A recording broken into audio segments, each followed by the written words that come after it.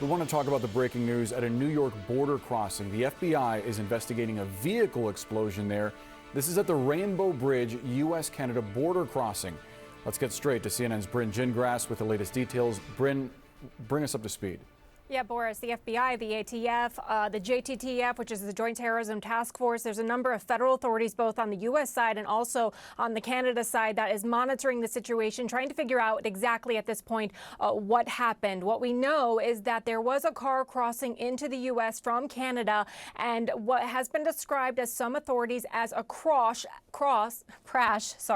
at that crossing there at the Rainbow Bridge, and then a subsequent somewhat explosion is what the FBI is describing. Now, whether or not this was sinister or not is not clear at this point. However, as you can imagine, at this point of entry, it's going to be an uptick in security across that area. So that is what we are seeing currently in response as this is still being investigated. We're hearing there's a system-wide security uptick at this point due to this explosion. That means there are going to be more security checks of cars in that area, around the airports in that area, and more security screenings of passengers who are coming in and out of this area. Now, of course, with the holiday, that was already sort of being an uptick, certainly as we've seen more travelers during this time, but this has sort of definitely raised it to another level. So again, it's very unclear at this point what exactly happened at that crossing. We're still trying to get those answers as authorities are also on the ground there investigating. But again,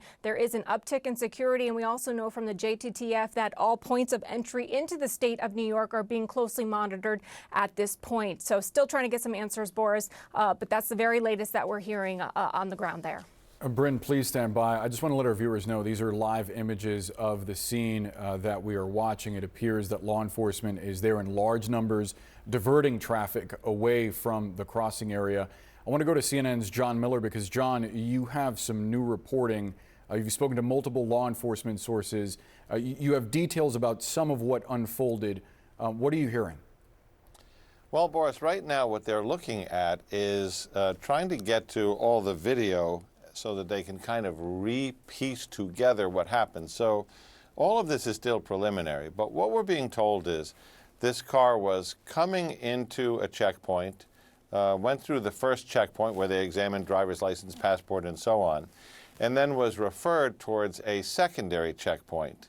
Now, from people who have looked at the videos, they say the car reaches a high rate of speed, apparently crashes into some kind of barrier, and there's an explosion. So that's what we know from what they think they have pieced together at the scene. Here's what we don't know, and these are all important questions, which is what was it that made the car increase speed and strike the barrier? Did the explosion happen because there was something inside the car that blew up, or because it impacted something hard, flipped over, and exploded as a result of the accident? I use the word accident. What I mean is collision. Who are the two individuals who were in the car who were seriously injured? We don't have their condition yet, but it is supposed to be, according to my sources, what they believe to be two males.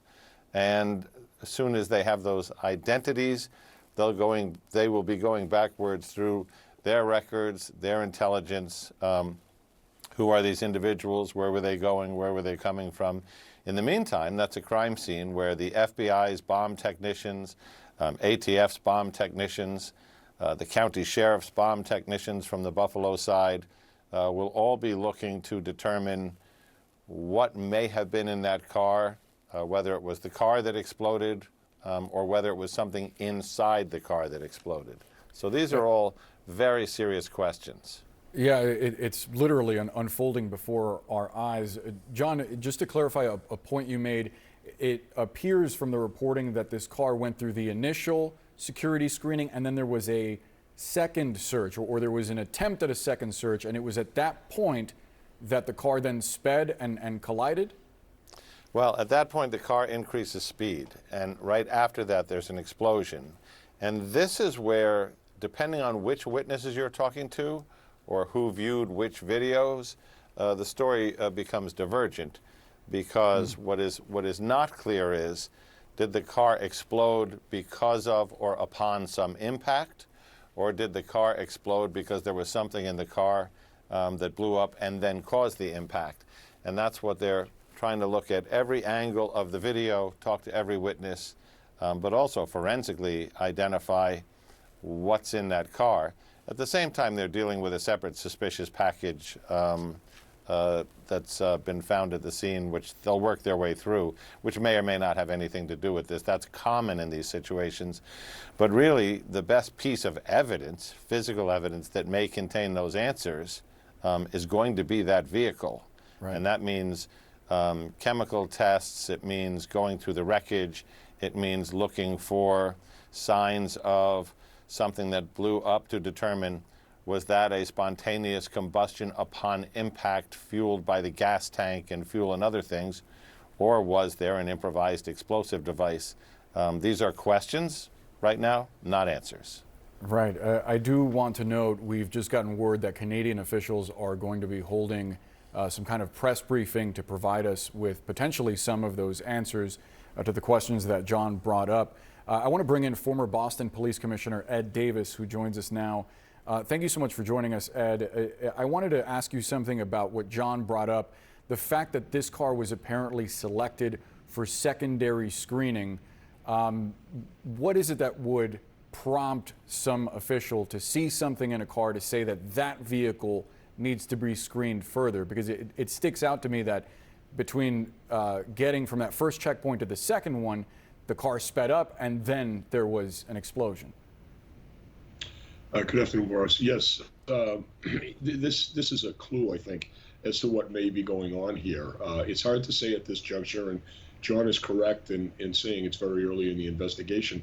But all of the agents on the borders are trained in something called suspicious indicators. And so anything that might have happened, either in the exchange with the driver of the vehicle or his passenger, or something that they saw inside the vehicle that caused them concern. They do have explosive sniffing dogs there. Again, that's just speculation, but there are a multitude of things that could have happened that raise the suspicion of the Border Patrol agents, and that's exactly why they're there. They're doing their job, and if they started to expand their search and the two suspects knew that they were going to get caught, anything's possible. And I do want to pause for a moment because it appears we just put, okay, the Canadian officials are set to brief at any moment, but it has not yet started, so we will bring it to you as soon as it does begin. Okay. Ed, please stand by. I believe we also have Josh Campbell, CNN's Josh Campbell, with us. Josh, you've just heard the latest details about what is unfolding at the Rainbow Bridge, U.S.-Canada crossing. What stands out to you about this reporting?